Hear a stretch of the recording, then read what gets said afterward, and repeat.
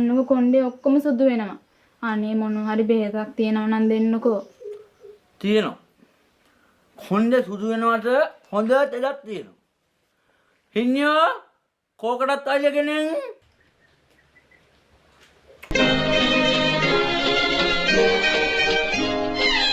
ආදරේ මාලිගයේ රූරැජිනියේ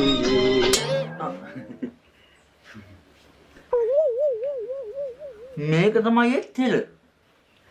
මුඩිය ගලව ගන්නවා පාවිච්චි කරන උපදේශන ගන්නවා මෙහෙම කරලා අල්ලට දිංගිත්තක් මේ වැඩි වුණා.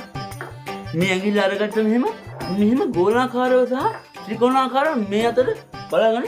මේ අතර මෙහෙම කරගෙන ගම සුනික හිත මුදල් මෙහෙම තේගලා දිහා ගත්තා.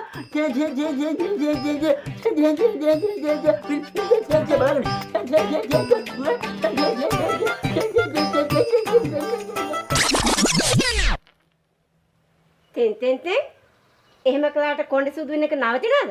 එහෙනම් මේ එහෙම තේ ගානට කොණ්ඩේ සුදු වෙන එක නවත්තන්න බෑ. අනික මේතලේ එහෙම එකක් නෙමෙයි. මේක හින්නිය සාලෙන් ගියා වෙන ලෙඩකට දෙන්නේ.